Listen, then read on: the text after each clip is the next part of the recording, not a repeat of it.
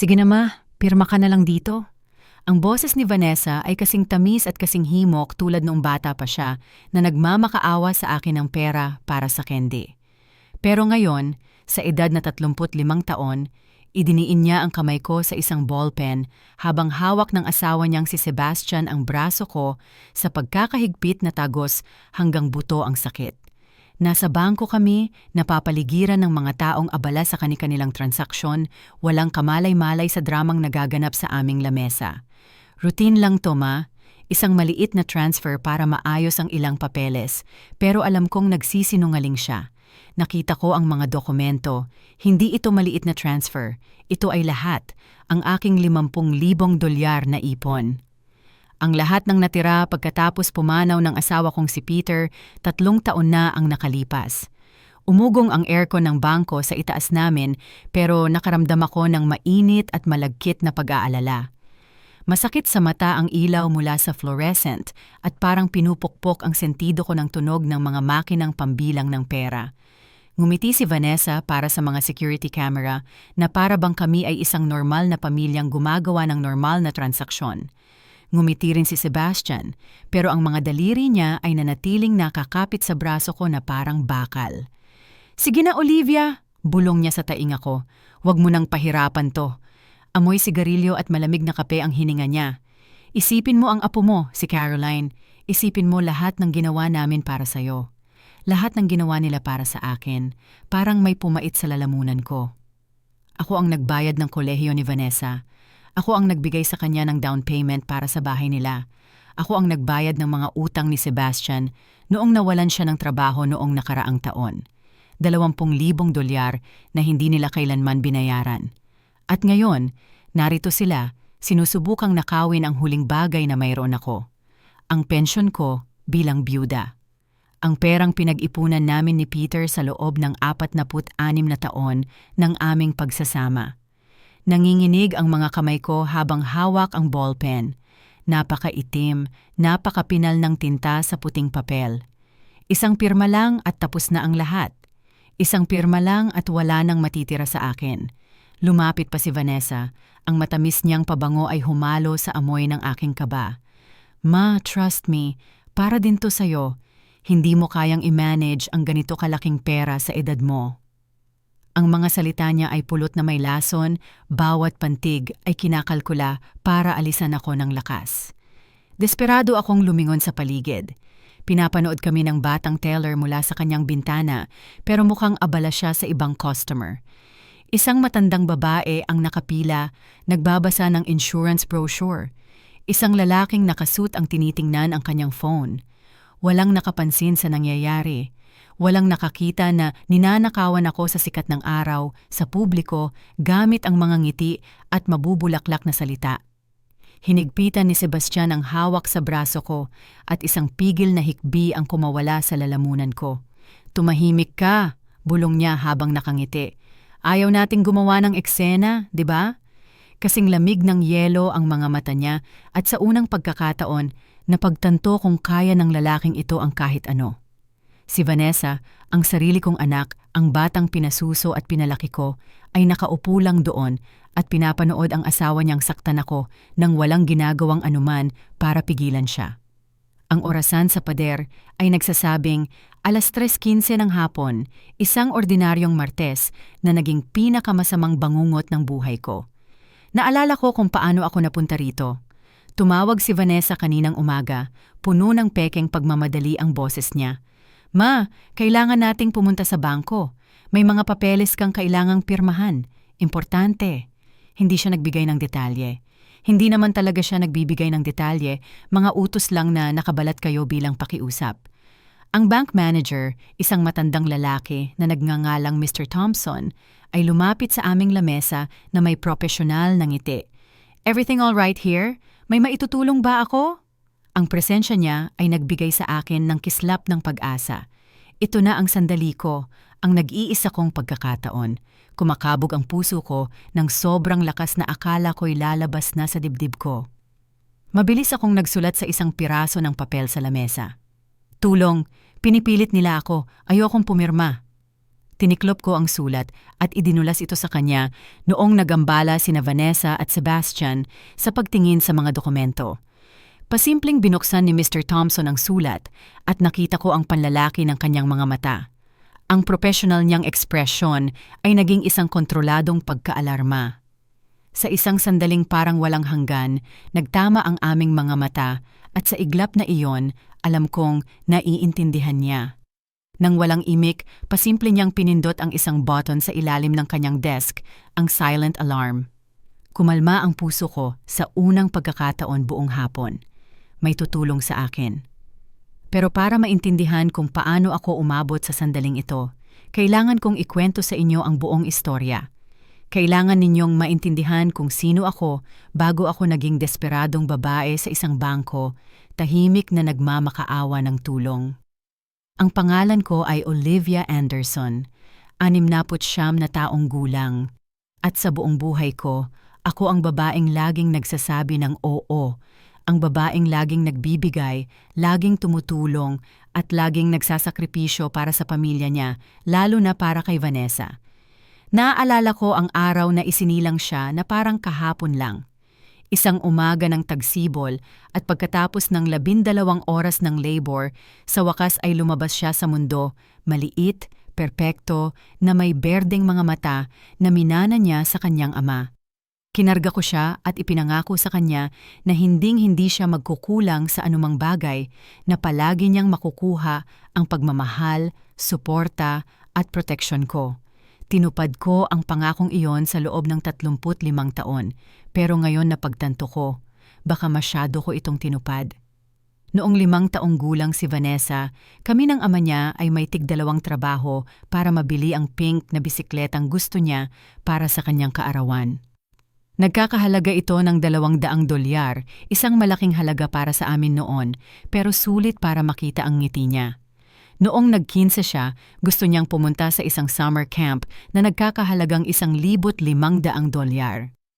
Ibinenta ko ang mga alahas ng lola ko para mabayaran iyon.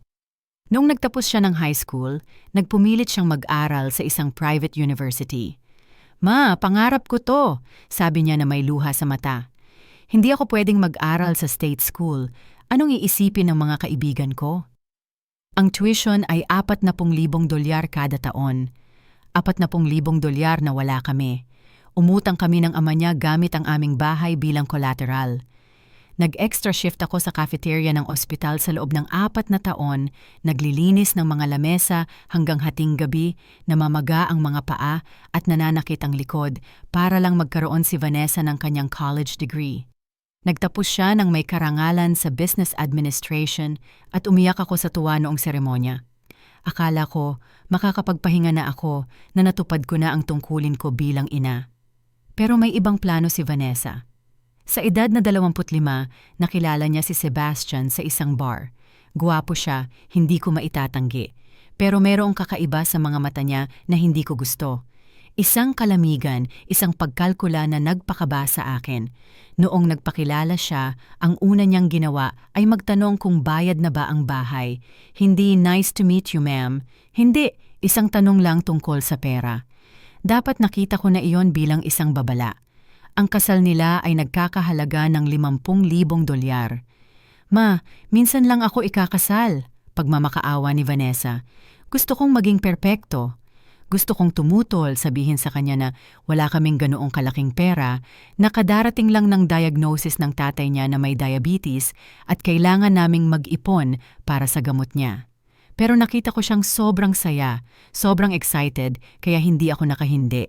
Umutang kami ulit. Maganda ang kasal, aaminin ko. Mukhang prinsesa si Vanessa sa kanyang puting lace na damit. Nakangiti si Sebastian, pero napansin kong palagi niyang tinitingnan ang mga mas mayayamang bisita, kumakalkula at sinusuri. Pagkatapos ng kanilang honeymoon sa Europa, isa pang $5,000 na gastos na kami ang sumagot dahil hindi naman pwedeng wala silang honeymoon. Lumipat sina Vanessa at Sebastian sa isang maliit na apartment. Sa loob ng 6 na buwan, akala ko sa wakas ay nag-mature na sila, natatayo na sila sa sarili nilang mga paa, pero nagsimula ang mga tawag. "Ma, nasira ang ref." Ma, kailangang ipaayos ang kotse. Ma, nawalan ng trabaho si Sebastian at hindi namin mabayaran ng renta. Palaging may emergency, palaging madalian.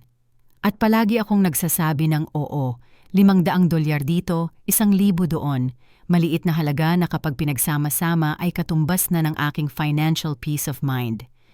2 taon sa kanilang pagsasama, inanunsyo ni Vanessa na gusto nilang bumili ng bahay. Investment to, Ma, isang hakbang para sa kinabukasan. Ang bahay ay nagkakahalaga ng $200,000 at kailangan nila ng $40,000 para sa down payment. Wala silang ipon, syempre. Pangit ang credit nila, syempre. Pwede mo ba kaming tulungan, Ma? Sa down payment lang, promise, babayaran namin bawat sentimo.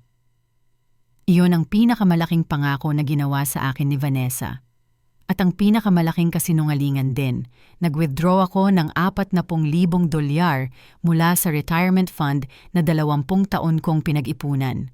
Bawat dolyar ay katumbas ng mga extra oras na trabaho, mga pagkain na hindi ko binili, mga damit na hindi ko pinayagan sa sarili ko, mga bakasyon na hindi ko kailanman kinuha. Pero ibinigay ko sa kanila. Umupo ako sa bangko noong araw na iyon, nanginginig ang mga kamay habang pinipirmahan ang mga papeles para sa maagang pag-withdraw, habang ipinapaliwanag ng bank officer ang mga penalty na kailangan kong bayaran. Isang 10% penalty, $4,000 na mawawala sa akin para lang kunin ang sarili kong pera ng maaga. Sigurado po ba kayo dito, ma'am? Tanong ng empleyado na may tunay na pag-aalala. Kapag na-withdraw nyo na po itong pondo, wala nang balikan. Sinabi kong sigurado ako para sa anak ko, para sa kinabukasan niya, para maibigay sa kanya ang katatagan na hindi ko kailanman naranasan. Pinirmahan ko ang mga papeles at naglakad papunta sa bahay ni Vanessa, dala ang tseke. Pakiramdam ko'y isang bayani. Isasalba ko ang araw. Gagawin kong posible ang American dream ng anak ko. Umiyak si Vanessa noong inabot ko sa kanya ang tseke. Luha ng kaligayahan, akala ko. Ikaw ang pinakamabait na nanay sa buong mundo, sabi niya. Sabay yakap sa akin ng mahigpit. Hindi ko alam kung paano kita pasasalamatan. Promise, Ma. Promise babayaran kita hanggang sa huling sentimo, may interes pa. Mukhang emosyonal din si Sebastian, kahit na malamig at kalkulado ang pakiramdam ng yakap niya. Salamat, Ma, sabi niya. Malaking bagay to sa amin. Lumipat sila sa bahay pagkalipas ng 3 buwan. Maganda ito, aaminin ko. 2 palapag, 4 na kwarto, isang malaking bakuran na may espasyo para sa pool. Inimbita ako ni Vanessa sa housewarming at nilakad ko ang bawat kwarto ng may pagmamalaki. Sulit ang sakripisyo ko. May sariling tahanan na ang anak ko. Pero hindi tumigil ang mga tawag. Sa katunayan, mas dumalas pa. Ma, kailangan namin ng furniture para sa bahay. Hindi kami pwedeng matulog sa sahig. $10,000 para sa bagong set ng sala. Ma, kailangan ng bagong bakod ng bahay. Nagrereklamo ang mga kapitbahay. $3,000 para sa kahoy na bakod. Ma, gusto naming i-renovate ang kusina, ang luma na at hindi gumagana ng maayos ang kalan. $8,000 para sa mga bagong appliance. Sa tuwing nag-aalangan ako, sa tuwing binabanggit ko na may mga gastusin din ako na hindi tumutubo ang pera sa puno, alam ni Vanessa kung aling mga butones ang pipindutin. Ma, akala ko ba masaya kang makita kaming umuunlad? Akala ko ba gusto mong lumaki ang apo mo sa isang magandang bahay? At ganoon, si Caroline, ang aking 8 taong gulang na apo, ang ilaw ng aking mga mata ay naging pinakamakapangyarihang argumento sa mapanlinlang na arsenal ni Vanessa. Ipinanganak si Caroline noong 27 taon si Vanessa. At mula noong una ko siyang makita, alam kong iba siya. Mayroon siyang mausisang mga mata ng kanyang lolo at isang ngiti na kayang tunawin ang pinakamatigas na puso. Pero higit pa doon, mayroon siyang bagay na nawala sa kanyang ina sa daan, tunay na kabaitan. Kapag bumibisita si Caroline sa akin, dinadalhan niya ako ng mga drawing na ginawa niya sa eskwelahan. Maliliit na obra na gawa sa Crayola kung saan ako ay isang higanting lola na may malalaking braso, laging nakangiti. Ginawa kitang malaki kasi malaki ang pagmamahal mo, Lola. Paliwanag niya sa matamis niyang boses. Imposibleng humindi sa anumang bagay na para kay Caroline. Klase sa ballet, $200 kada buwan. Piano lessons, $300 kada buwan. Summer camp, $2,500.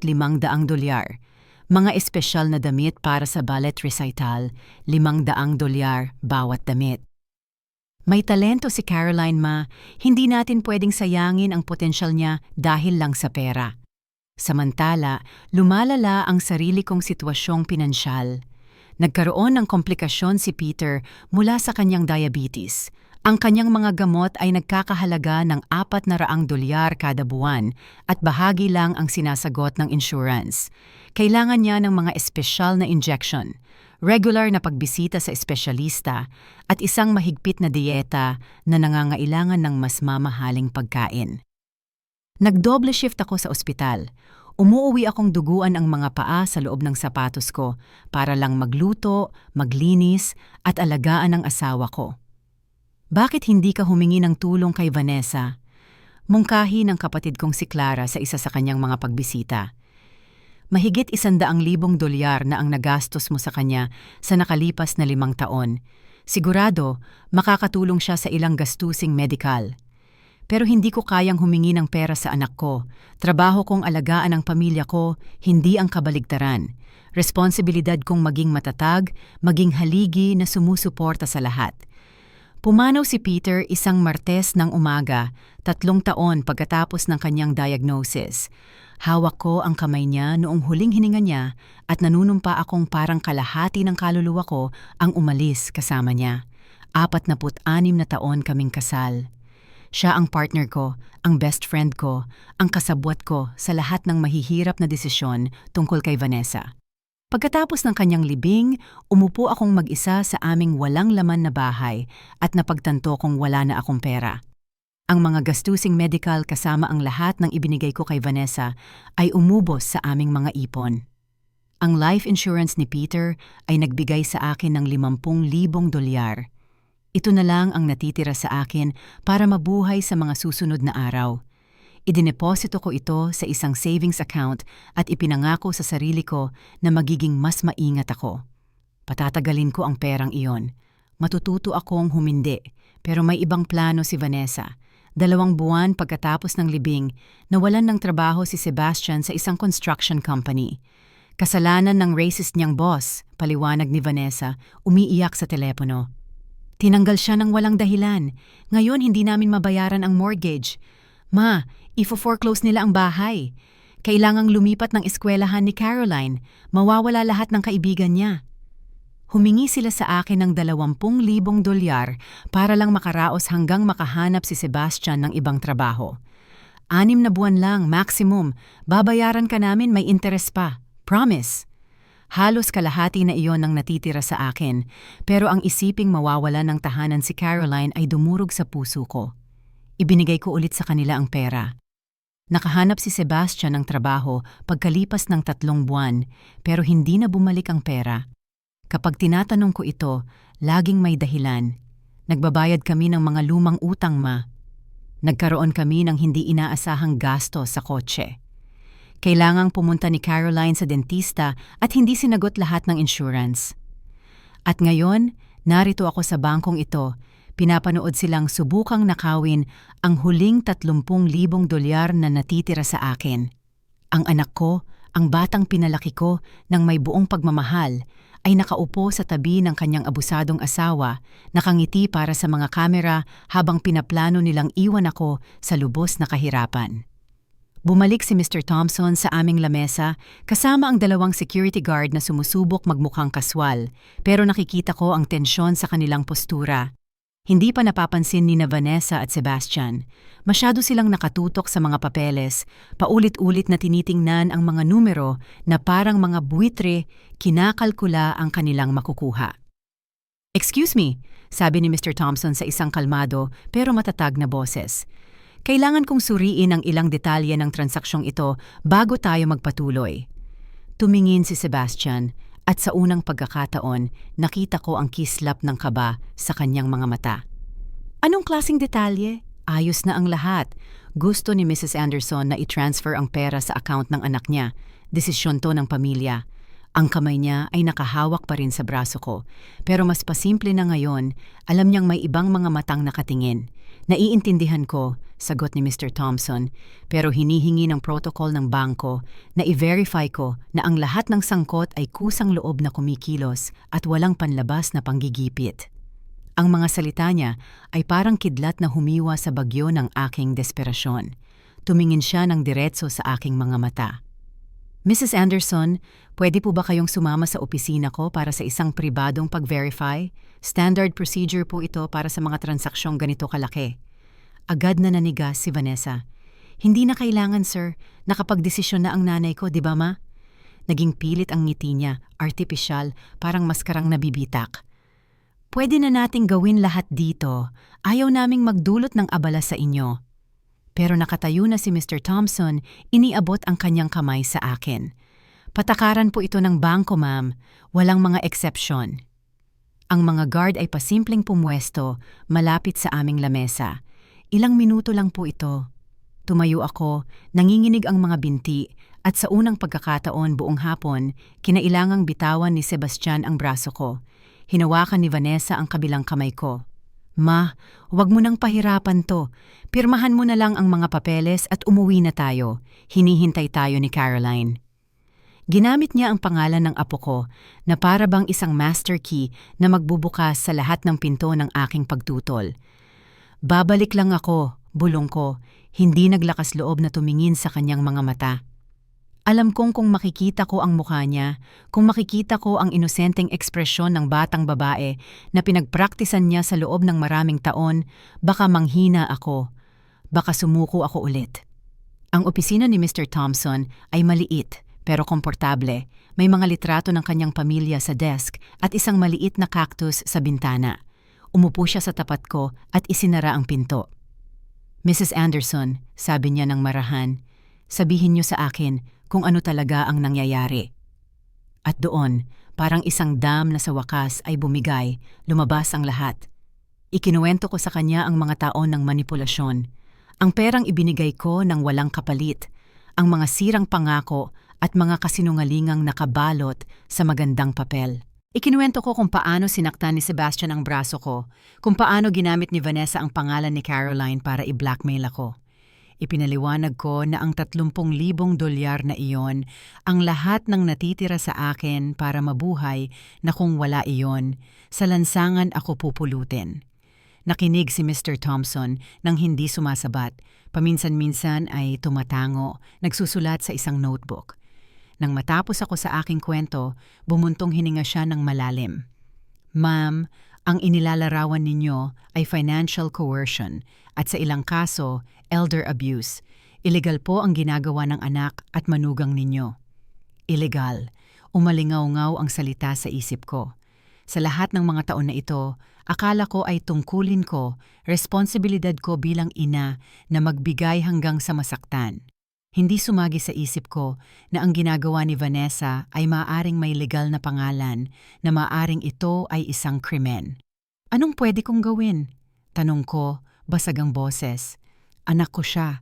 Ayokong mapahamak siya, pero hindi ko na kayang magpatuloy ng ganito. Wala na akong maibibigay. Sumandal si Mr. Thompson. Una, ikakansela natin ang transaksyong ito. Pangalawa, idodokumento ko ang lahat ng sinabi ninyo. Pangatlo, bibigyan ko kayo ng impormasyon tungkol sa mga legal at proteksyon na mapagkukunan para sa mga senior. Huminto siya. Pero ma'am, ang pinakamahalagang desisyon ay nasa inyo. Handa na ba kayong humindi? Handa na ba kayong magtakda ng mga hangganan kahit na magalit ang anak ninyo? Parang suntok sa sikmura ang tanong na iyon. Handa na ba ako? Sa loob ng 69 na taon, ang pagkatao ko ay binuo sa pagiging babaeng laging nagsasabi ng oo. Ang babaeng laging nagbibigay, ang babaeng nagsasakripisyo para sa iba. Kung hihinto ako sa pagiging ganoong tao, sino ako? Naisip ko si Peter, kung paano siya nagtrabaho hanggang sa araw na mamatay siya para suportahan ang aming pamilya. Naisip ko ang mga panahong puro beans ang kinakain ko sa loob ng ilang linggo para lang mabayaran ang pribadong eskwelahan ni Vanessa. Naisip ko ang lahat ng gabing gising ako, nagkakalkula ng mga gastusin, nagugupit ng mga kupon, naghahanap ng paraan para pagkasyahin ang bawat dolyar. At pagkatapos, naisip ko si Caroline, ang 8 taong gulang kong apo, na lumalaking pinapanood ang kanyang ina na manipulahin ang kanyang lola. Anong aral ang natututunan niya? Na ang pag-ibig ay nabibili ng pera. Na okay lang saktan ang mga nagmamahal sa iyo kung makukuha mo ang gusto mo. Na ang mga matatanda ay mga yaman na dapat pagsamantalahan hanggang maubos. Oo, sabi ko sa wakas, at ang boses ko ay mas malakas kaysa sa inaasahan ko. Handa na ako. Ngumiti si Mr. Thompson at nagsimulang magsulat. Sige, magsisimula tayo sa paglalagay ng alert sa lahat ng account ninyo. Walang makakagawa ng transaksyon nang wala ang inyong pisikal na presensya at isang karagdagang pag-verify ng pagkakakilanlan. Bibigyan ko rin kayo ng numero para sa isang hotline para i-report ang elder abuse. Habang nagtatrabaho siya, tumingin ako sa labas ng bintana ng kanyang opisina. Nakikita ko sina Vanessa at Sebastian sa waiting area. Pabalik-balik siya, kausap sa telepono na may galit na mga kilos. Nakaupo pa rin si Sebastian, pero nakikita ko ang tensyon sa kanyang mga balikat, ang paraan ng pagtambol ng kanyang mga daliri sa lamesa. Alam nilang may mali. Alam nilang nasisira na ang plano nila. Sa unang pagkakataon sa loob ng maraming taon, hindi ako nakaramdam ng pagkakasala sa pagkabigo sa kanila. Sa halip, naramdaman ko ang isang bagay na matagal ko nang hindi nararanasan.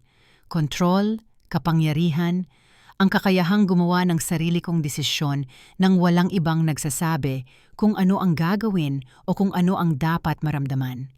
Tinapos ni Mr. Thompson ang pagsusulat at inabot sa akin ang ilang papel. Ito po ay kopya ng aming incident report. Ito ang numero para sa helpline. At ito, inabot niya sa akin ang isang maliit na card ay ang direkta kong extension. Kung gigipitin o babantaan kayo ulit, tawagan niyo ako agad. Kinuha ko ang mga papel na may mga kamay na hindi na nanginginig. Ano pong gagawin ko ngayon? Paano ko ipapaliwanag sa kanila na hindi ako pipirma? Sabihin niyo ang totoo, sagot ni Mr. Thompson, na nagpasya kayong itago ang pera ninyo para sa sarili ninyong mga gastusin. Hindi ninyo kailangang magpaliwanag pa. Pera ninyo yan, ma'am, pinagtrabahuhan ninyo, inipon ninyo, at may karapatan kayong itago iyan para sa inyong sarili. Huminga ako ng malalim. Oras na para harapin ang anak ko. Oras na para maging isang taong kayang humindi. Oras na para simulan ang pamumuhay para sa sarili ko, kahit na nangangahulugan ito ng pagsira sa isang panghabambuhay na ugali. Lumabas kami ng opisina ng magkasama. Agad na lumapit si Vanessa. Ang mukha niya ay pinaghalong pagkabalisa at pigil na galit. Bakit ang tagal, ma? Malilate na tayo. Tiningnan ko ang anak ko, ang 35 taong gulang na babaeng binuo ang buong buhay niya sa aking kawalan ng kakayahang tanggihan siya. At sa unang pagkakataon sa loob ng maraming dekada, sinabi ko ang mga salitang magbabago sa lahat. Hindi ako pipirma, Vanessa. Hindi ko itatransfer ang pera ko. Ang katahimikang sumunod ay nakakabingi. Tiningnan ako ni Vanessa na para bang sinampal ko siya, ang kanyang berdeng mga mata ay nagniningning sa halo ng gulat at galit na hindi ko pa nakikita dati. Tumayo si Sebastian mula sa kanyang upuan nang biglaan na halos matumba ito, nakakuyom ang kanyang mga kamao. Anong ibig mong sabihin na hindi ka pipirma? Tanong ni Vanessa sa nanginginig na boses. Sinusubukang panatilihin ang pekeng ngiti para sa mga kamera ng bangko. Ma, napag-usapan na natin to, pansamantalang transfer lang. Hindi ito pansamantala, Vanessa. Sagot ko sa isang boses na hindi ko nakilala bilang akin. Matatag ito, desidido, tulad ng isang babaeng sa wakas ay natagpuan ang kanyang gulugod matapos ang maraming taon ng pagpapabaluktot nito sa iba. At hindi ito transfer, ito ang retirement money ko at itatago ko ito. Lumapit si Sebastian pero agad ding kumilos ang mga security guard pumwesto sa pagitan namin. Olivia, sabi niya sa malambing na boses na ginagamit niya kapag gusto niya akong manipulahin. Huwag kang maging katawa-tawa. Anong gagawin mo sa lahat ng perang yan? Wala ka namang malalaking gastusin. Mas mai-invest namin yan ng maayos, palalaguin para sa buong pamilya. Para sa buong pamilya, Ulit ko. At isang mapait na tawa ang kumawala sa lalamunan ko.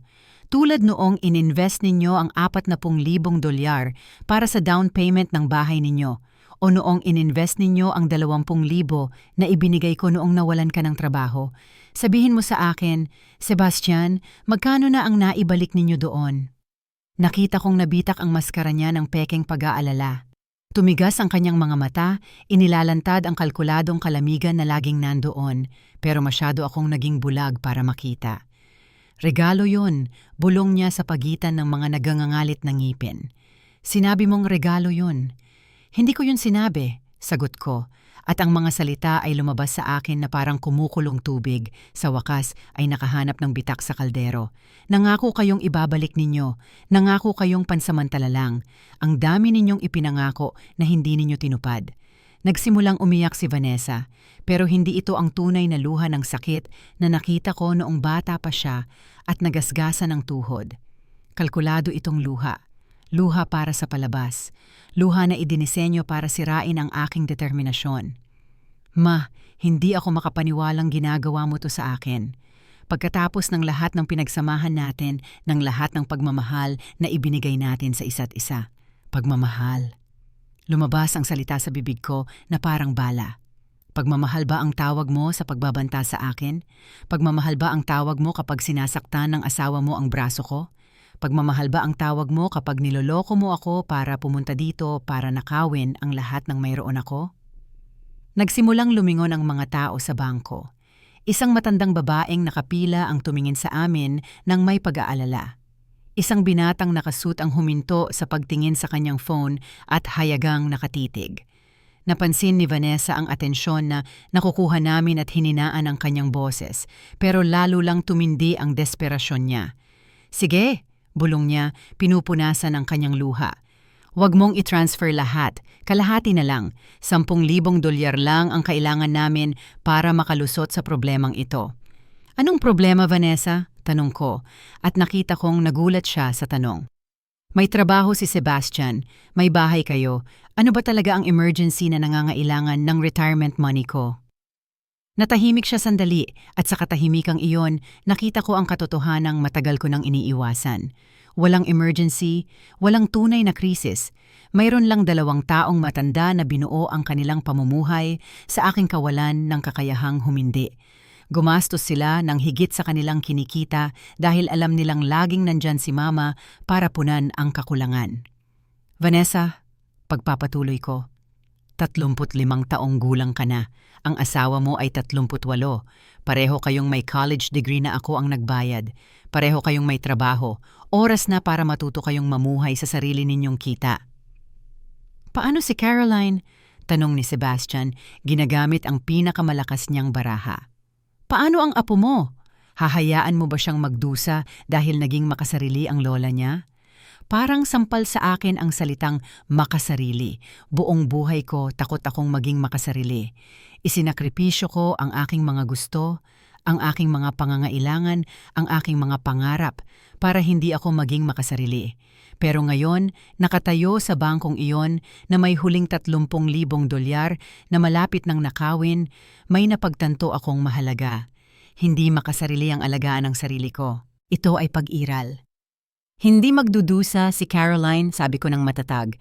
Maaari ninyo siyang suportahan gamit ang sarili ninyong kita, tulad ng ginagawa ng milyon-milyong responsableng magulang sa buong mundo. Ang hindi ninyo pwedeng gawin ay gamitin ang pagmamahal ko sa apo ko para manipulahin ako. Tumikim si Mr. Thompson. Mrs. Wilson, Mr. Wilson, kailangan nyo nang umalis.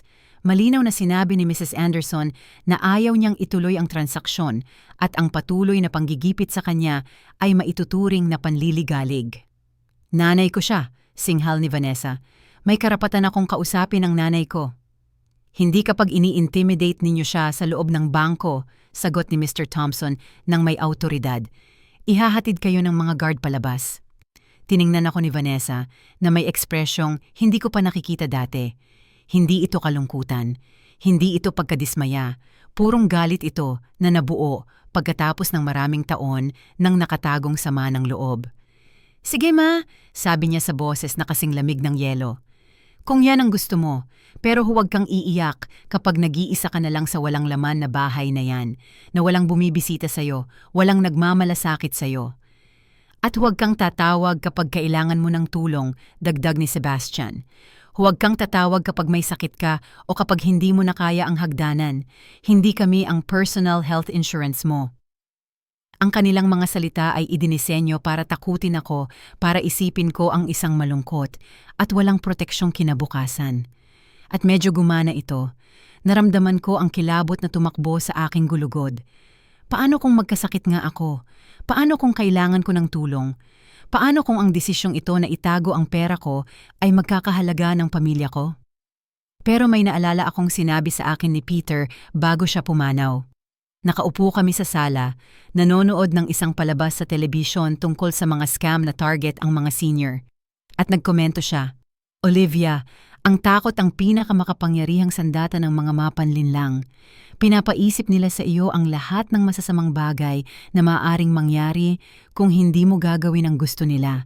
Pero ang totoo, karamihan sa mga bagay na iyon ay hindi nangyayari. At kung mangyari man, haharapin mo yon kapag dumating na, hindi bago pa." Naiintindihan ko, sabi ko kay Vanessa, at ang boses ko ay mas kalmado kaysa sa nararamdaman ko sa loob. Kung yan ang desisyon ninyo, tatanggapin ko. Pero hindi ko babaguhin ang sa akin dahil sa takot sa kung ano ang maaaring mangyari sa hinaharap. Lumapit ang mga security guard. "Mga Ginoo, ginang, oras na po para umalis," sabi ng isa sa kanila ng may professional na katatagan. Dinampot ni Vanessa ang kanyang pitaka nang may matatalim at galit na kilos. "Hindi pa tapos to, ma. Pag-uusapan natin to sa bahay kapag wala na yang mga estrangherong yan na pinupuno ang isip mo ng mga walang kwentang ideya." "Hindi," sabi ko, at ang salita ay lumabas ng mas malakas kaysa sa inaasahan ko. "Hindi natin ito pag-uusapan sa bahay. Hanggat hindi kayo handang tanggapin ang desisyon ko nang hindi sinusubukang baguhin ito." Umalis sila nang hindi lumilingon. Si Sebastian, na may posesibong kamay sa likod ni Vanessa, ay may binubulong sa kanyang tainga na lalong nagpatigas sa kanyang mga balikat. Pinanood ko silang maglakad patungo sa parking lot mula sa mga bintana ng bangko. Dalawang figura na papalayo sa buhay ko, dala ang mga taon ng manipulasyon at emosyonal na blackmail. Nang hindi ko na sila makita, napaupo ako ng mabigat sa isa sa mga upuan sa waiting area. Nanginginig ang aking mga binti, hindi dahil sa takot, kundi dahil sa pagpapakawala ng mga taon ng naipong tensyon. Ginawa ko ang isang bagay na hindi ko akalaing kaya kong gawin. Humindi ako sa anak ko. Pinili ko ang aking kapakanan kaysa sa kanyang manipulasyon. Lumapit si Mr. Thompson at umupo sa tabi ko. "Kamusta po ang pakiramdam ninyo?" tanong niya. Nag-isip ako sandali bago sumagot. "Natatakot?" Pag-amin ko. "Pero malaya rin. Para bang sa wakas ay nakakahinga na ako pagkatapos ng maraming taon ng pagpipigil ng hininga." Ang mga sumunod na araw ang pinakamahirap sa buhay ko. Hindi dahil namimiss ko sina Vanessa at Sebastian, kundi dahil kailangan kong harapin ang katotohanan kung sino ako sa lahat ng mga taon na iyon. Umupo ako sa aking walang laman na sala, napapaligiran ng mga litrato ng pamilya na para bang kinukutya ako mula sa kanilang mga gintong frame. At tinanong ko ang sarili ko ng mga tanong na dekada kong iniiwasan. Kailan ako nawalan ng boses? Kailan ako tumigil sa pagiging si Olivia at naging simpleng nanay ni Vanessa? Nagsimula ang mga tawag noong gabing iyon. Bawat oras ay tumutunog ang telepono ko, ipinapakita ang pangalan ni Vanessa sa screen. Wala akong sinagot. Sa ikalawang araw, nagsimula ang mga text message. "Ma, alam kong galit ka, pero kailangan nating mag-usap." "Ma, tinatanong ka ni Caroline, ang lungkot-lungkot niya." "Ma," sabi ni Sebastian, "sorry daw kung nasaktan ka niya. Hindi niya intensyon."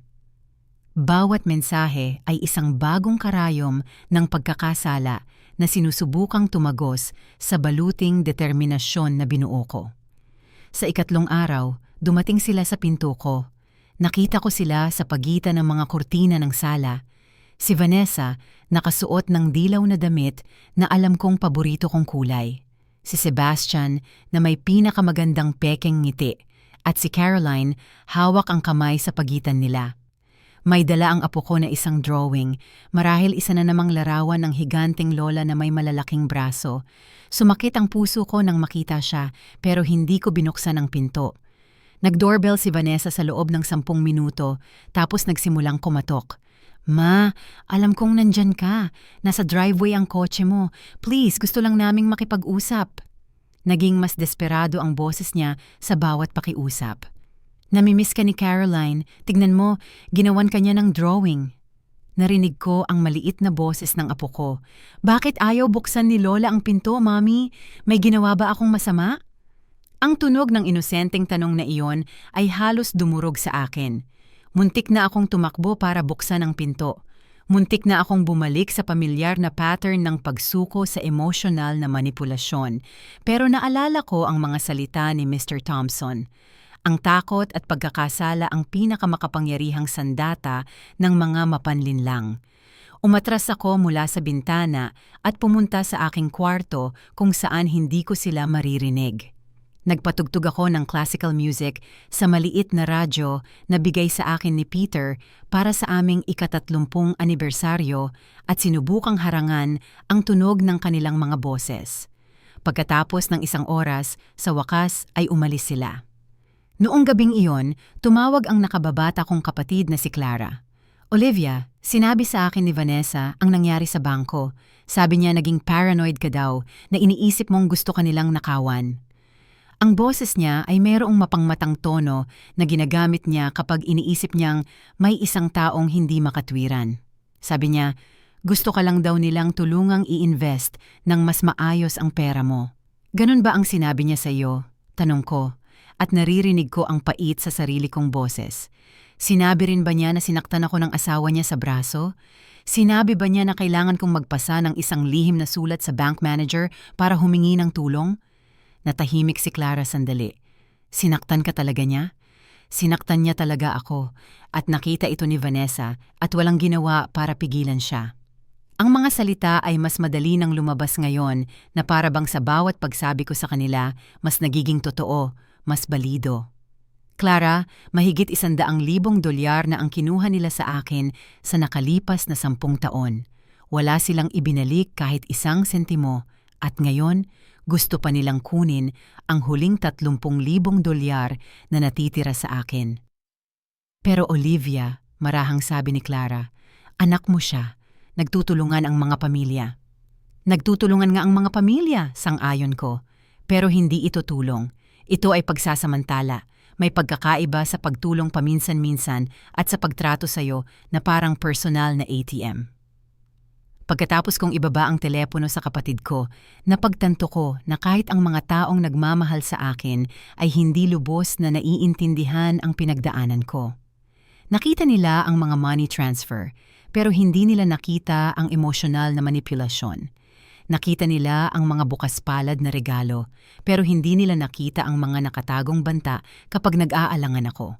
Imposibleng ipaliwanag ang mga taon ng banayad na pang-aabuso sa isang taong nakita lang ang ibabaw.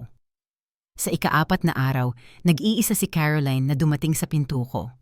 Tumigil ang tibok ng puso ko nang makita ko siya sa bintana, naka-school uniform at may pink na backpack, nakatayo sa aking beranda na parang walang nagbago. Sa pagkakataong ito, binuksan ko ang pinto dahil alam kong ang isang 8 taong gulang na bata ay hindi responsable sa mga manipulasyon ng kanyang mga magulang. "Hi Lola!" sabi niya na may ngiting kayang magpaliwanag sa buong syudad. "Sabi ni Mommy, galit ka daw sa amin, pero wala naman akong ginawang masama, di ba?" Lumuhod ako sa kanyang taas, nilulunok ang mga luhang nagbabantang tumulo.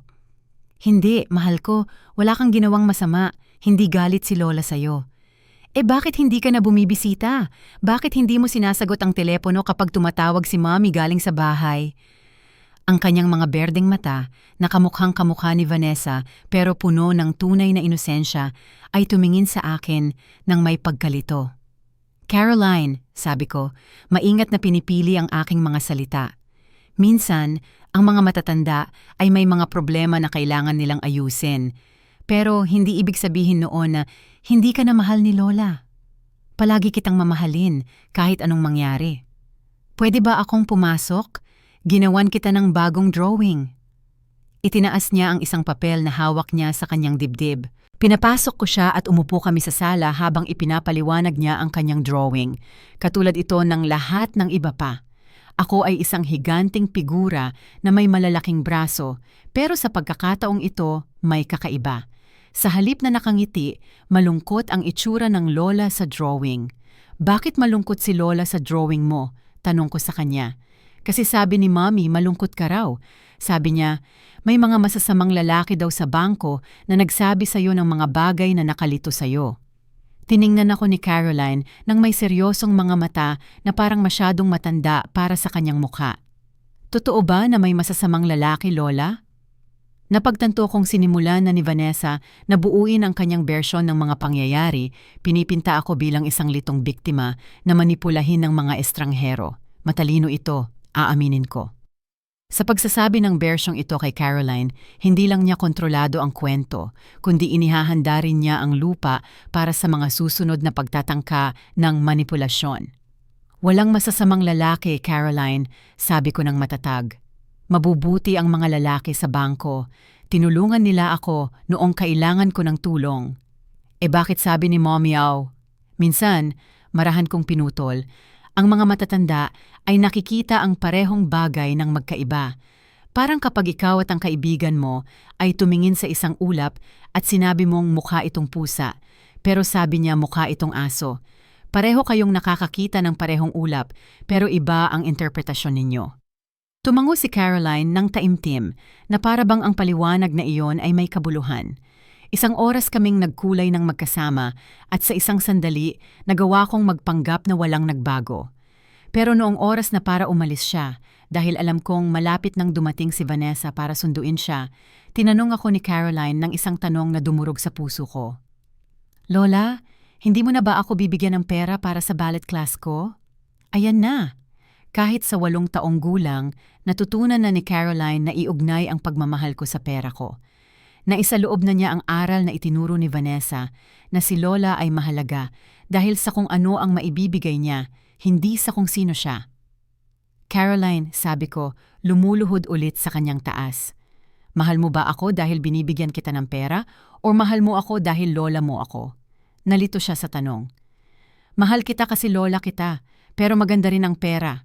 Sabi ni Mommy, kaya ikaw ang pinakamabait na lola sa buong mundo kasi lagi mo kaming tinutulungan kapag may kailangan kami. Sa sandaling iyon, naintindihan ko ang pinakamalalim na pinsalang idinulot ko sa aking mga taon ng walang limitasyong pagkabukas palad. Hindi ko lang pinayagan si Vanessa na maging dependent sa pinansyal at mapanlinlang sa emosyonal. Tinuruan ko rin ang aking apo na ang pagmamahal ay ipinapahayag sa pamamagitan ng pera, na ang mga relasyon sa pamilya ay mayroong transactional na bahagi. Caroline, sabi ko, gusto kong malaman mo ang isang bagay na napakahalaga. Mahal kita dahil sa kung sino ka, hindi dahil sa kung ano ang maibibigay ko sa iyo. At ang tunay na pag-ibig ay hindi nabibili ng pera. Naiintindihan mo ba? Tumango siya, pero nakikita ko sa kanyang mga mata na mas automatiko ang sagot kaysa tunay. Masyado pa siyang bata para lubos na maunawaan ang konsepto, lalo na kapag ang buong karanasan niya sa buhay ay nagturo sa kanya ng kabaligtaran.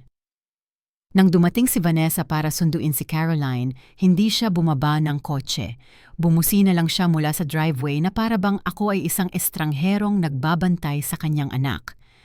Tumakbo si Caroline papunta sa kotse, kumaway ng paalam at nawala sa likod ng mga tinted na bintana ng sasakyan. Noong gabing iyon, nakaupong mag-isa sa aking sala, napagtanto ko na higit pa sa pera ang nawala sa akin sa loob ng maraming taon. Nawala ang aking pagkakakilanlan, ang aking boses at ang aking kakayahang magkaroon ng tunay na relasyon. Pero may napagtanto rin akong iba. Sa unang pagkakataon sa loob ng maraming dekada, mayroon akong pagkakataon na bawiin ang lahat ng iyon. Lahat. Isang linggo pagkatapos ng insidente sa bangko, noong nasasanay na ako sa kakaibang katahimikan ng aking bahay nang walang palaging tawag ni Vanessa, mayroon akong hindi inaasahang bisita.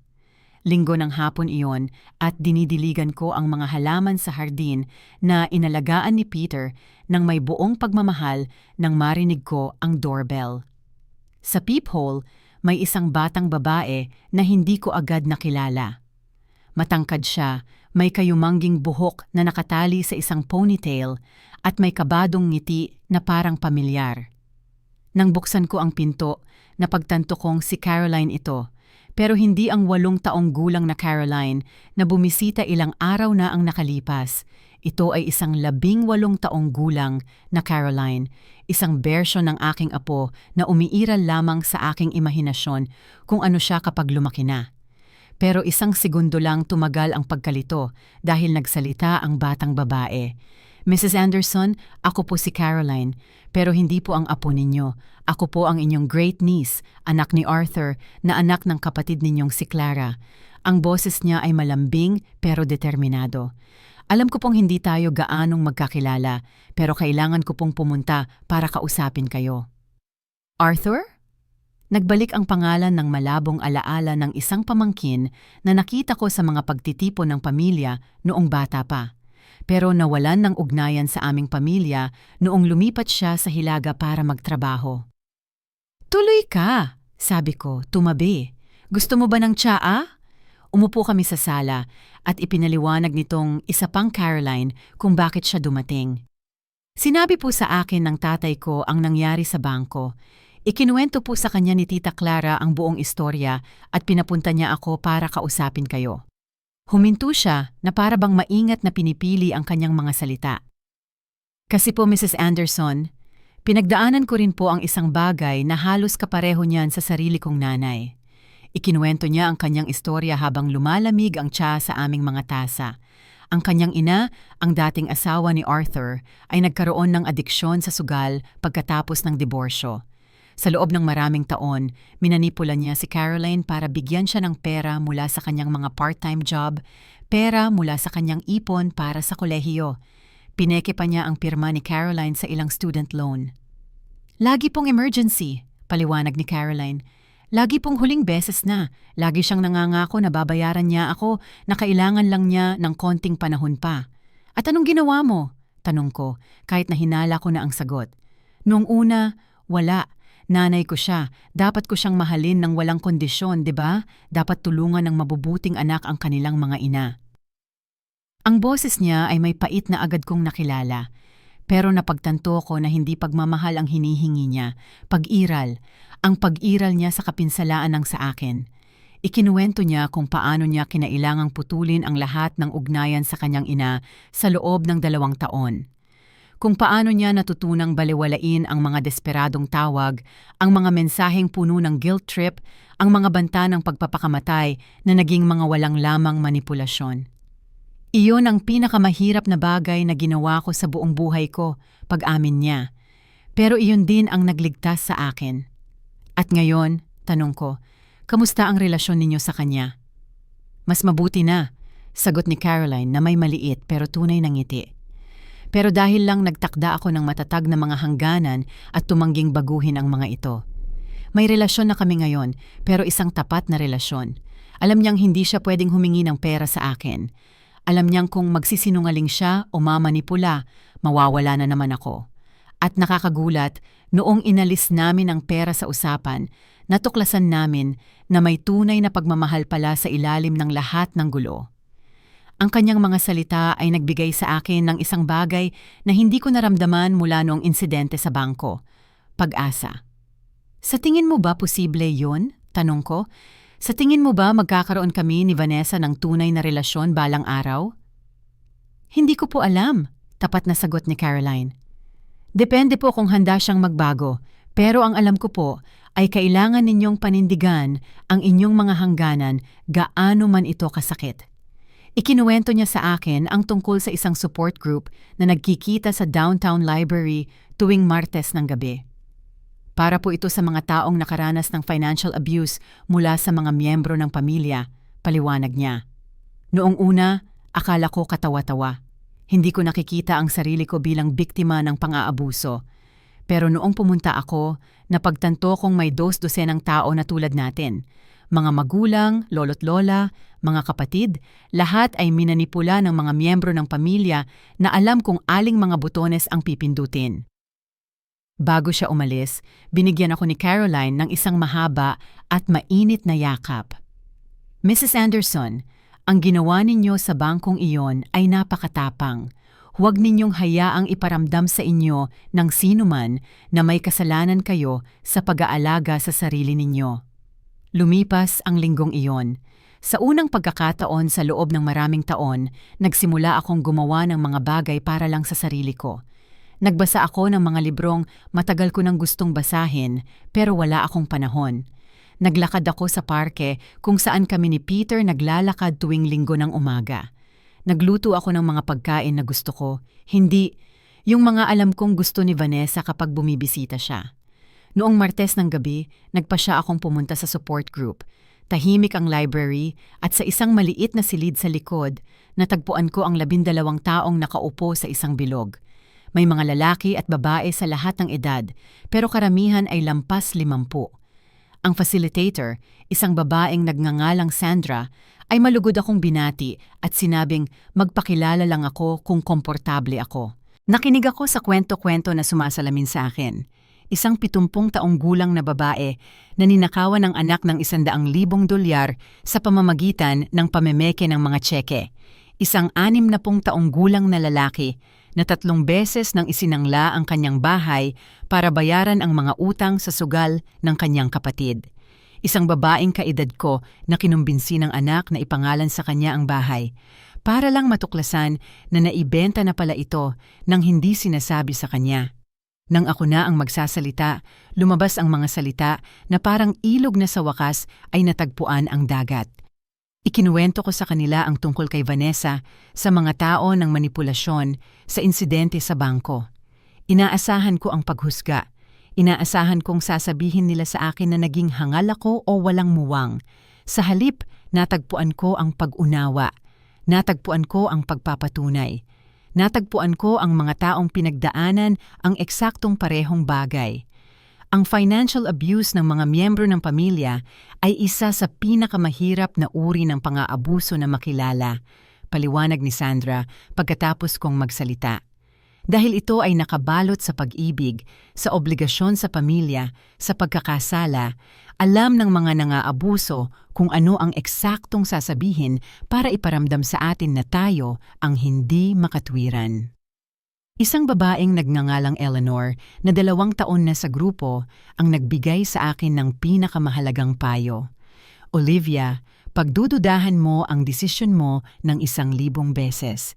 Itatanong mo sa sarili mo kung naging masyado kang malupit, kung nag-overreact ka, kung dapat mo na lang tawagan ang anak mo at humingi ng tawad. Normal ang mga sandaling iyon ng pagdududa. Pero sa tuwing mararamdaman mo ang pagdududang iyon, alalahanin mo kung ano ang naramdaman mo sa bangkong iyon. Alalahanin mo ang takot, ang pisikal na sakit, ang desperasyon. Hindi nagsisinungaling ang mga damdaming iyon. Pag-uwi ko noong gabing iyon, may 3 voicemail mula kay Vanessa sa aking answering machine. Pinakinggan ko ang mga ito at sa unang pagkakataon, malinaw kong narinig ang manipulasyon na para bang may naglinis ng aking mga tainga pagkatapos ng mga taon ng naipong wax. Ma, hinahanap ka ni Caroline araw-araw. Depressed siya. Hindi niya maintindihan kung bakit ayaw na siyang makita ng lola niya. Ma, nag-usap kami ni Sebastian at sa tingin namin dapat kang magpatingin sa doktor. Hindi normal tong ugali mo. Ma, nagsisimula na akong mag-isip na baka may problema ka na sa memorya. Naisip mo na ba na baka nagkakaroon ka na ng demensya? Bawat mensahe ay isang bagong estratehiya. Una, gamitin si Caroline bilang emotional na panangga. Pangalawa, alisan ng bisa ang aking kakayahang gumawa ng makatwirang desisyon. Pangatlo, imungkahi na mayroon akong mga problema sa pag-iisip. Para itong isang manual ng psikolohikal na manipulasyon na isinagawa ng may kirurhikong katumpakan. Binura ko ang mga mensahe nang hindi siya tinatawagan pabalik. Kinabukasan, habang nag-aalmusal ako, tumunog ang telepono. Isang numero na hindi ko nakilala ang lumitaw sa screen, kaya sinagot ko, iniisip na baka importante. Lola, ito ang aking apo, si Caroline, ang 8 taong gulang, ang totoong Caroline. Hiningi ni Mommy ang telepono niya sa trabaho para tawagan ka. Sabi niya hindi mo na sinasagot kapag tumatawag kami galing sa bahay. Kumabog ang puso ko. Hello, mahal ko. Kamusta ka? Okay lang po, pero miss na kita. Kailan ka bibisita sa amin? Kailan tayo pupunta sa parke tulad ng dati? Ang kanyang maliit na boses ay puno ng tunay na kalungkutan at naramdaman kong nagsisimula ng manghina ang aking determinasyon. Caroline, sabi ko, maingat na pinipili ang aking mga salita. Mahal na mahal ka ni Lola, pero ngayon may mga problema kami ng mommy mo na pangmatanda na kailangan naming ayusin. Pero malapit niyo na bang ayusin yung problema? Kasi birthday ko na sa loob ng 2 buwan at may gusto akong hilingin sa'yo na espesyal. Ayan na naman, kahit sa isang tila inosenteng pag-uusap, lumitaw ang inaasahan na si Lola ay magbibigay ng pera para sa isang bagay na espesyal. Ano ang gusto mong hilingin, mahal ko? Gusto ko sanang hilingin kung pwede mo akong tulungang bumili ng bagong damit para sa ballet recital ko. Sabi ni Mommy, $200 daw at wala silang pera ngayong buwan. At iyon ang tunay na dahilan ng tawag. Ginamit ni Vanessa ang kanyang sariling 8 taong gulang na anak bilang tagapamagitan para humingi ng pera. Ipinadala niya ang inosenteng batang ito para gawin ang maruming trabaho na hindi na niya magawa ng direkta. Sa sandaling iyon, nakaupo sa aking kusina na may hawak na telepono, naintindihan kong nagsisimula pa lang ang digmaang ito. Caroline, sabi ko sa aking apo na may durog na puso pero matatag na boses, pakausap sa mommy mo. May katahimikan at pagkatapos ay narinig ko ang boses ni Vanessa sa likuran na nagsasabing, ibigay mo kay mommy ang telepono, mahal ko. Nang makuha ni Vanessa ang telepono, iba ang boses niya. Hindi ito ang hysterical na desperasyon ng mga nakaraang araw. Kalkulado ito, malamig, na para bang nagkaroon siya ng panahon para planuhin kung ano ang eksaktong sasabihin. Hello, Ma. Gustong tumawag ni Caroline kasi miss na miss ka na niya. Sobrang lungkot niya mula noong nagpasya kang alisin kami sa buhay mo. Bawat salita ay puno ng nakatagong akusasyon. Sana maintindihan mo na ang isang 8 taong gulang ay hindi nauunawaan kung bakit biglang ayaw na siyang makita ng lola niya. Vanessa, pinutol ko. Alam na alam mo na hindi ko inalis si Caroline sa buhay ko. Nagtakda ako ng mga hangganan sa iyo at kay Sebastian. Pwedeng bumisita sa akin si Caroline kahit kailan niya gusto, pero hindi mo gagamitin ang pagmamahal ko sa kanya para manipulahin ako. Manipulahin ka? Tumaas ng 1 oktaba ang boses niya, nagkukunwaring galit. Ma, kailangan ni Caroline ng damit para sa recital niya. Normal na bagay yan na gustong gawin ng sino mang lola para sa kanyang apo. Hindi ko maintindihan kung kailan naging manipulasyon ang pagtulong sa sariling pamilya. Naging manipulasyon ito, sagot ko ng may kalinawan na ikinagulat ko. Noong sinimulan mong gamitin ang iyong 8 taong gulang na anak bilang mensahero para humingi ng pera pagkatapos kong malinaw na sabihin sa iyo na hindi ko na ipagpapatuloy ang pagpopondo sa inyong pamumuhay. May mahabang katahimikan sa kabilang linya. Nang magsalita ulit si Vanessa, sa wakas ay bumagsak ang maskara niya bilang isang nag-aalalang ina. Alam mo, Ma, tama ka? Oo, sinabi ko kay Caroline na humingi sa'yo ng pera para sa damit. At alam mo kung bakit? Dahil palagi kang naging lola na nagbibigay ng regalo. Palagi kang naging siyang gumagawa ng mga espesyal na bagay na posible. At ngayon, bigla na lang, nagpasya kang ayaw mo nang maging ganoong tao. Paano ko ipapaliwanag yan sa isang bata? Ipaliwanag mo sa kanya, sabi ko, nakakaramdam ng bagong lakas na dumadaloy sa aking mga ugat. Na ang mga lola ay maaaring magmahal ng hindi nagbibigay ng pera. Ipaliwanag mo na ang mga malusog na pamilya ay hindi kinokondisyon ang kanilang pagmamahal sa mga transaksyong pinansyal. Ipaliwanag mo na kayo ang kanyang mga magulang, ang responsable sa pagtugon sa kanyang mga pangangailangan. Mga pangangailangan niya? Tumawa si Vanessa, pero isang mapait na tawa na puno ng sama ng loob. Ma, namumuhay kami sa bawat sahod. Sapat ang kinikita ni Sebastian para sa mga pangunahing gastusin, pero yung mga extra, yung mga bagay na ginagawang espesyal ang pagkabata ni Caroline, ay palaging nakadepende sa'yo. At alam mo yon, gusto mong maging bida, ang tagapagligtas, ang gumagawa ng mga pangarap na posible. Parang sampal sa akin ang kanyang mga salita dahil may katotohanan sa mga ito.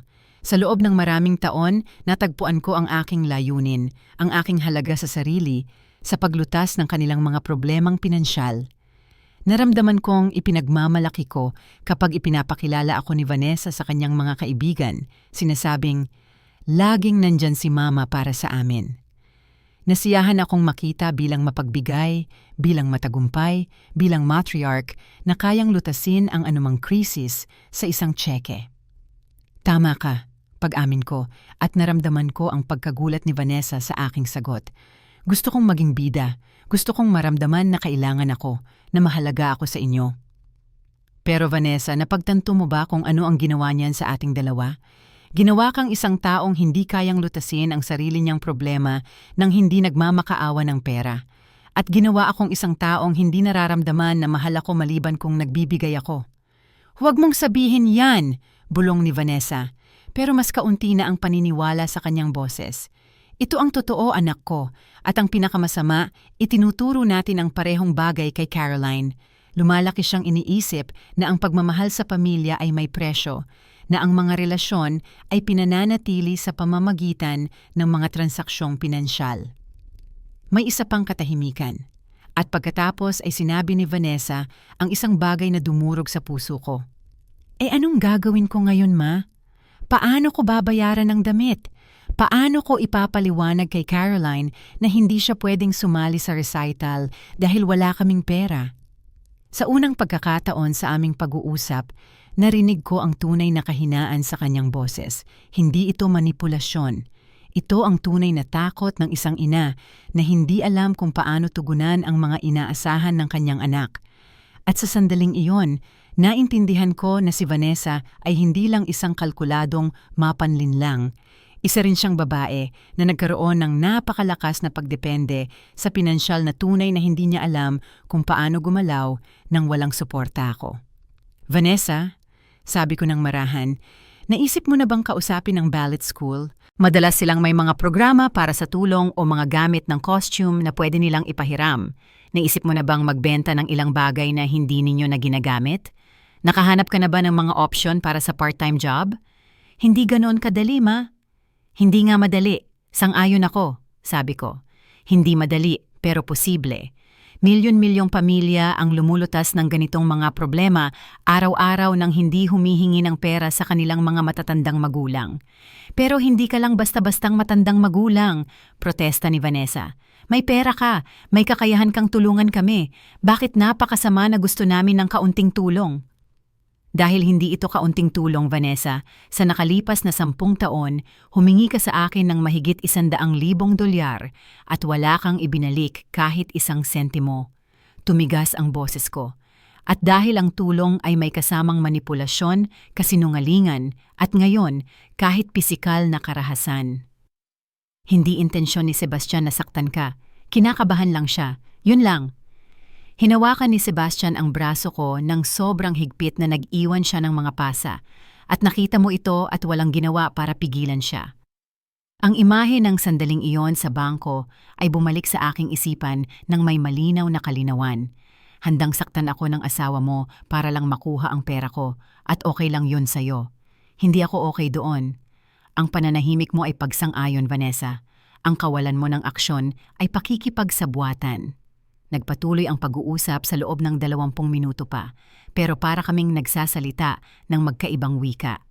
Nakikita ni Vanessa ang aking mga hangganan bilang pagiging makasarili. Nakikita ko ang kanyang pagpupumilit bilang pang-aabuso. Nakikita niya ang aking mga taon ng pagkabukas palad bilang ebidensya na dapat akong magpatuloy sa pagbibigay.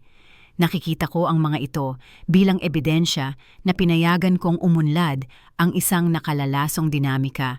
Nang sa wakas ay ibinaba namin ang telepono ng walang nalutas, umupo ako sa aking kusina na may halo ng kalungkutan at ginhawa.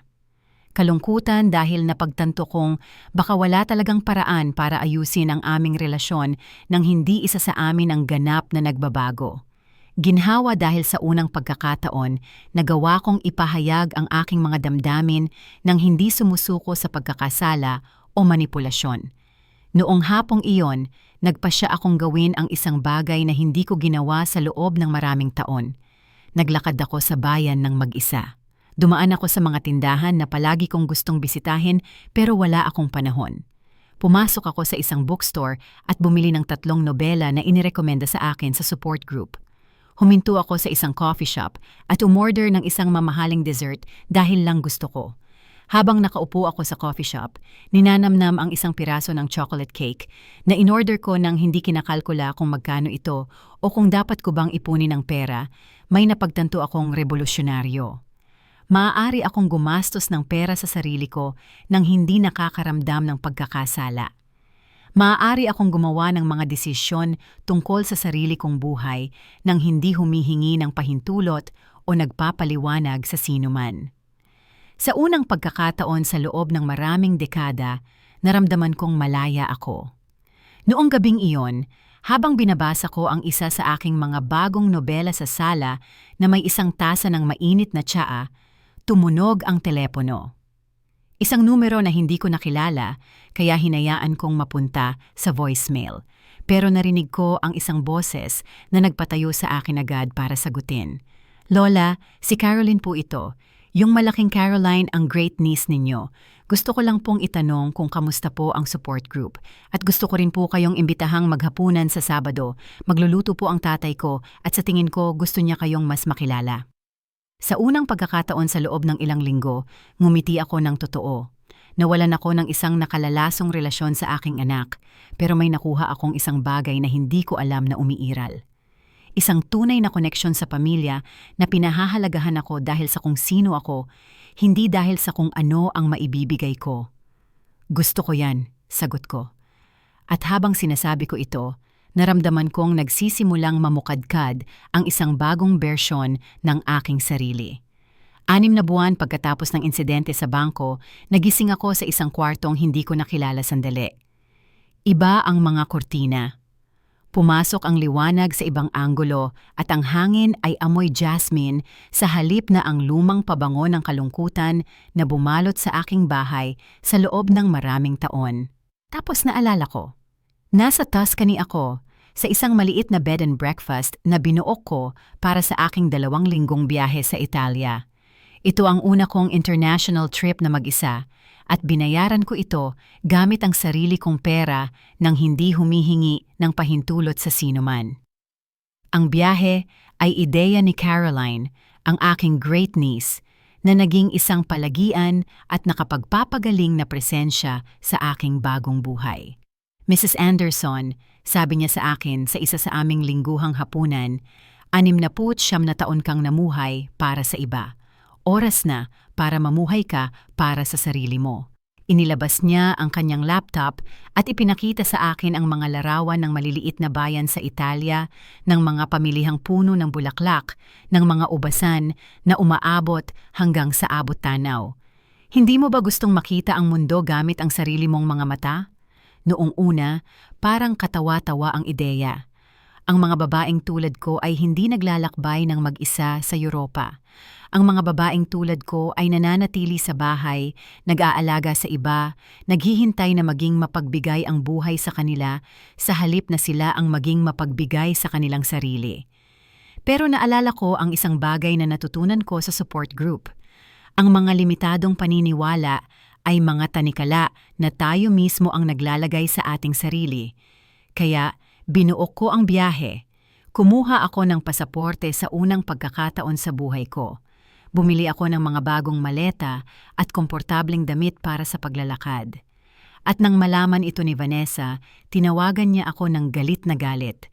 "Ginagastos mo ang retirement money mo sa isang biyahe sa Europa?" Sigaw niya sa telepono. "Ma, ang perang yan ay dapat para sa mga emergency. Paano kung magkasakit ka? Paano kung kailangan mo ng mamahaling gamutan?" "Vanessa," sagot ko nang may kalmadong ikinagulat ko rin, "may health insurance ako. May sapat akong ipon para sa anumang tunay na emergency. At pagkatapos ng 40 taon ng pagtatrabaho at pag-iipon, karapat-dapat akong gumastos ng kaunting pera para sa sarili kong kaligayahan. Paano kami? Paano kung kailangan namin ng tulong habang nasa bakasyon ka? Kung ganoon, gagawin ninyo ang ginagawa ng sinumang functional na matanda, lulutasin ninyo ang sarili ninyong problema.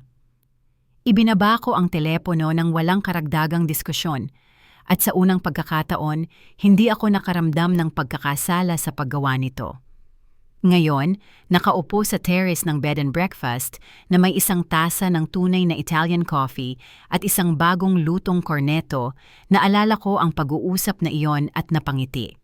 Sa aking paanan, isang berdeng lambak ang nakalatag na may mga sinaunang puno ng oliba. At sa di kalayuan, nakikita ko ang ibang mga manlalakbay na nagsisimula ng kanilang mga lakad sa umaga. Ang ilan ay mga batang mag-asawa, ang iba ay mga pamilyang may mga anak. Pero mayroon ding ilang babaeng kaedad ko na naglalakbay ng mag-isa, at lahat sila ay mukhang nagniningning sa kalayaan. Nag-vibrate ang telepono ko na may text message. Sandali, kumabog ang puso ko.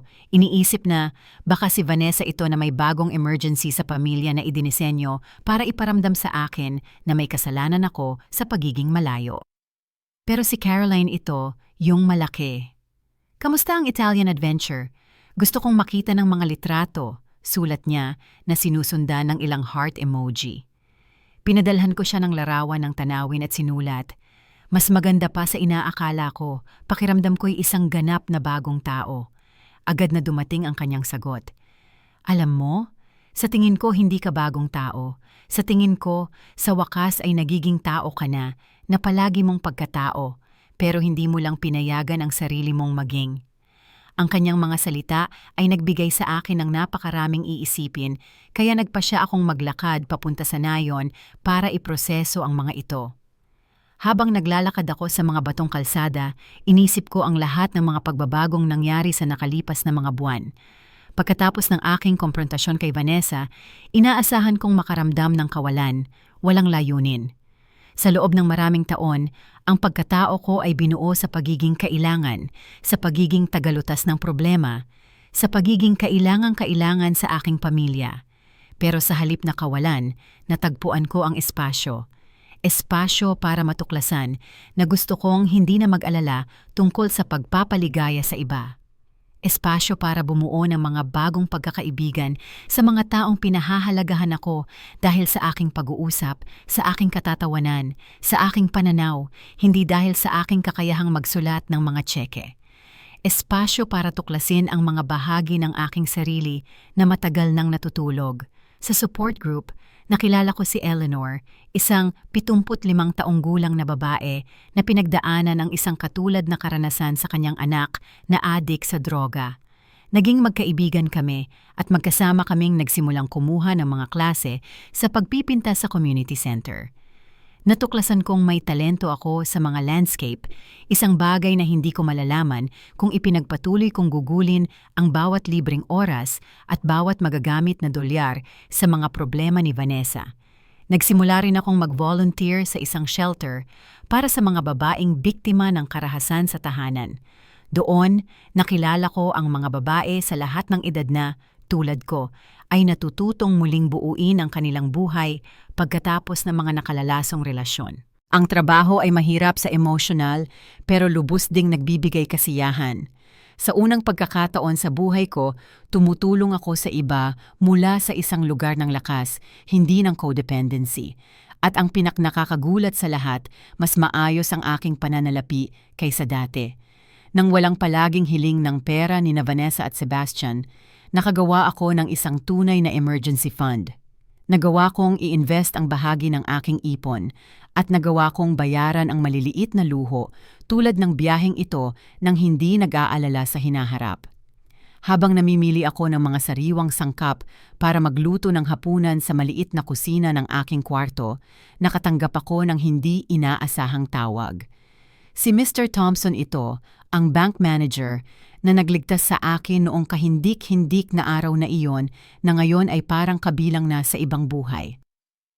Mrs. Anderson, sabi niya sa kanyang mainit at profesional na boses, Sana po hindi kayo magalit sa pagtawag ko sa inyo sa inyong bakasyon.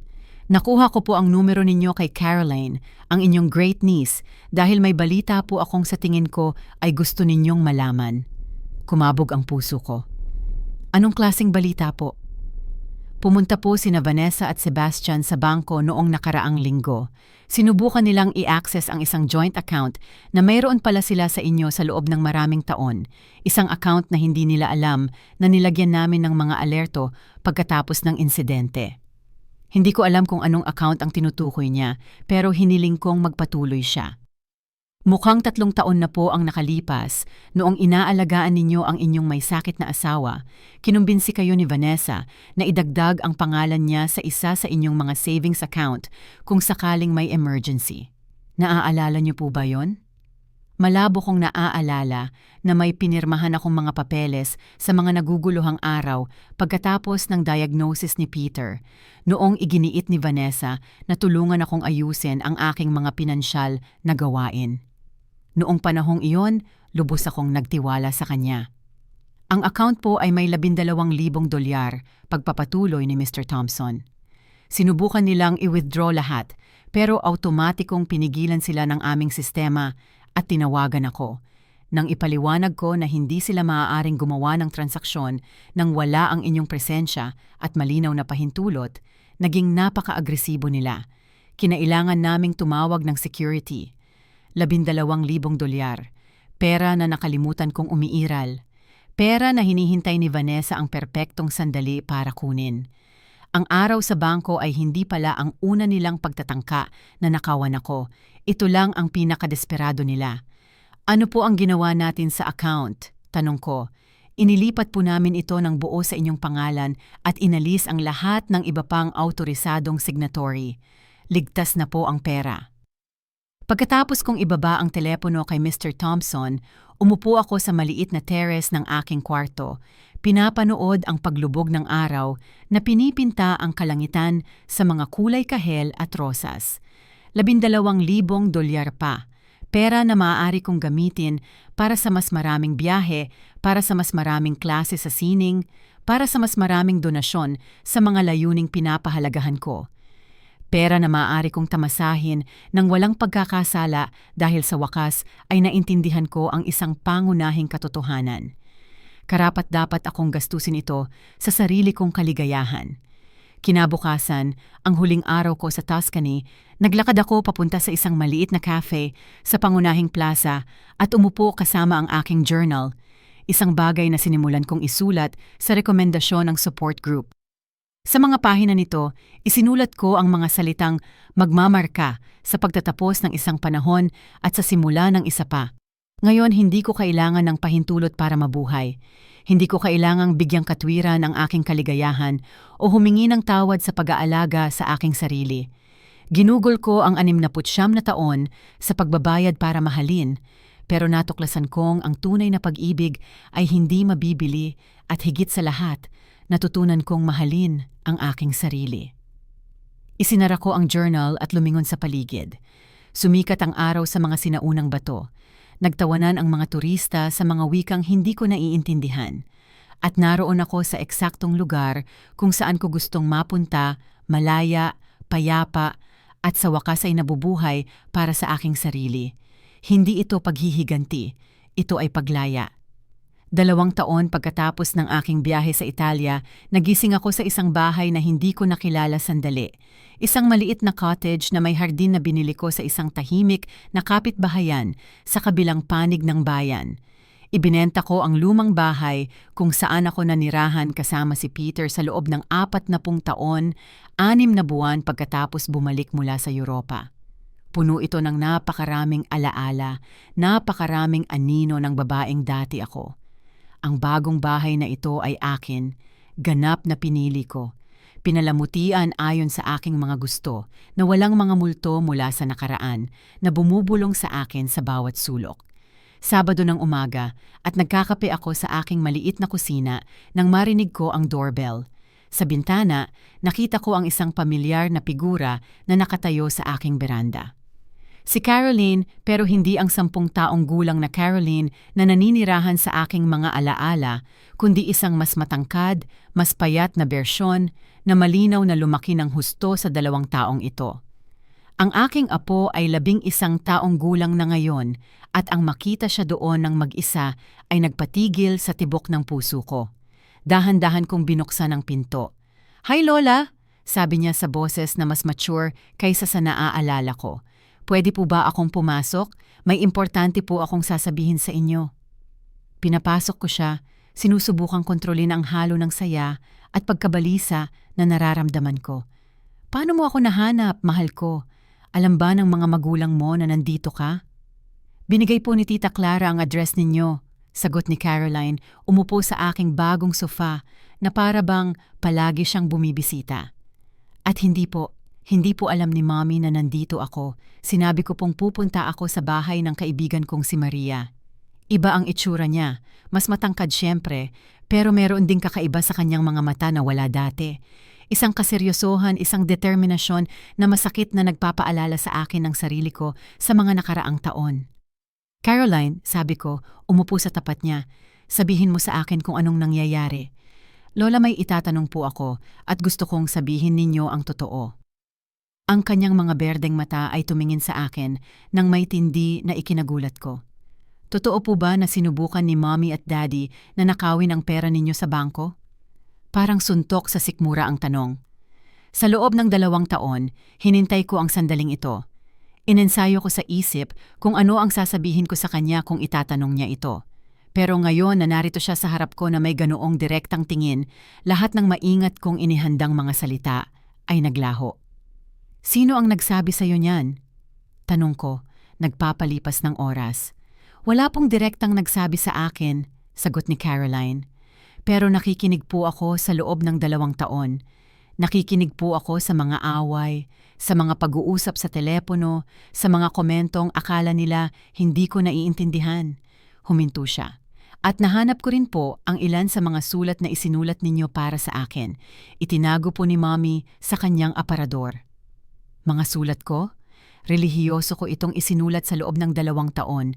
Isa bawat buwan, ipinapaliwanag sa simpleng salita na mahal ko siya, na ang mga problema sa pagitan ng mga matatanda ay hindi niya kasalanan. Hindi ko alam kung ibinigay ba ito ni Vanessa sa kanya." "Ano ang sinabi sa mga sulat, Caroline?" "Sabi po mahal niyo ako. Sabi po hindi ko kasalanan na hindi na tayo nagkikita. Sabi po umaasa kayo na balang araw magkakasama ulit tayo." Medyo nabasag ang boses niya. "Bakit po nagsinungaling si Mommy sa akin? Bakit po niya sinabi na wala na kayong pakialam sa pamilya namin?" Huminga ako ng malalim. Ito na ang sandali ng katotohanan. Ang sandaling pareho kong kinatatakutan at hinihintay. "Caroline, nagkaroon kami ng Mommy mo ng napakaseryosong problema tungkol sa pera. Mga problema ng matatanda na napakahirap lutasin. Pero totoo po bang sinubukan nilang kunin lahat ng pera ninyo?" Tiningnan niya ako sa mata at gumawa ako ng desisyon. 11 taong gulang si Caroline, pero nabuhay siya sa gitna ng sitwasyong ito sa buong buhay niya. Karapat-dapat siya sa isang tapat na sagot. Naaangkop sa edad, pero tapat. "Oo, mahal ko, totoo." Dahan-dahan siyang tumango na para bang ang kumpirmasyong iyon ay nagbigay sa kanya ng huling piraso ng isang puzzle na matagal na niyang binubuo. "Kaya pala hindi na kayo nakatira sa lumang bahay. Kaya pala hindi na kayo nagbibigay sa amin ng pera para sa mga espesyal na bagay. Kaya pala laging malungkot at galit si Mommy kapag may bumabanggit sa pangalan ninyo." "Ano ang nararamdaman mo ngayong alam mo ito?" marahan kong tanong. Nag-isip si Caroline sandali. "Nalilito po," pag-amin niya sa wakas. "Kasi mahal ko po sina Mommy at Daddy, pero alam ko rin pong mali ang ginawa nila. At nalulungkot po ako na nag-iisa kayo sa lahat ng panahong ito." "Hindi ako nag-iisa, Caroline," sabi ko. At totoo ito. Natututo akong alagaan ang sarili ko at nagkaroon ako ng mga bagong kaibigan. Sa katunayan, mas masaya ako sa nakalipas na 2 taon kaysa sa matagal na panahon. Ikinuwento ko sa kanya ang tungkol sa aking mga klase sa pagpipinta, sa volunteer work, sa aking mga bagong kaibigan. Ipinakita ko sa kanya ang ilan sa mga painting na nagawa ko at nakita kong nagliwanag ang kanyang mga mata nang makilala niya ang ilan sa mga landscape mula sa mga larawang nakita niya online. Lola, sabi niya pagkatapos ng ilang sandali, gusto ko pong malaman ninyo na kapag malaki na ako, kapag 18 na ako at kaya ko nang gumawa ng sarili kong desisyon, gusto kong magkaroon ng relasyon sa inyo. Isang tunay na relasyon, hindi tulad ng dati. Anong ibig mong sabihin na hindi tulad ng dati? Dati po, kapag bumibisita ako, laging may kakaiba, na para bang gusto ni Mommy na hihingi ako sa inyo ng mga bagay o parang may layunin ang mga pagbisita na hindi ko naiintindihan. Nagsalita si Caroline nang may karunungang dumurog sa puso ko. Gusto ko pong bumisita sa inyo dahil lang gusto kong kasama kayo. Gusto kong makilala ang tunay na kayo, hindi lang ang lola na nagbibigay ng regalo. Nagkayakapan kami ng matagal. At sa yakap na iyon, naramdaman ko ang isang bagay na hindi ko naramdaman sa loob ng maraming taon. Tunay na pag-asa para sa kinabukasan ng aming relasyon. Nanatili si Caroline ng 2 oras pa. Naglakad kami sa aking bagong hardin kung saan ipinakita ko sa kanya ang mga bulaklak na itinanim ko at ang mga halamang gamot na pinapalaki ko. Gumawa kami ng cookies ng magkasama at habang hinahalo namin ang masa, ikinuwento niya sa akin ang tungkol sa eskwelahan, sa kanyang mga bagong interes, sa librong binabasa niya. Nang oras na para umalis siya, binigyan niya ako ng isa pang mahigpit na yakap. Lola, pwede po ba akong humingi ng pabor? Siyempre mahal ko. Pwede po bang patuloy kayong sumulat sa akin? Pero ngayong alam ko na kung saan kayo nakatira, pwede niyo na pong ipadala ng direkta sa akin. Pwede niyo pong ipadala sa bahay ni Maria at ibibigay niya sa akin. Nangako akong gagawin ko iyon at pinanood ko siyang umalis sakay ng kanyang bisikleta, pumepedal ng may determinasyon patungo sa kanyang komplikadong buhay, pero may bagong pag-unawa sa katotohanan. Noong gabing iyon, nakaupo sa aking hardin na may isang tasa ng tsa sa aking journal, isinulat ko, "Ngayon, natagpuan ako ng aking apo. Hindi ang minanipulang bata na kilala ko dati, kundi isang matapang na batang babae na naghahanap ng katotohanan para sa kanyang sarili.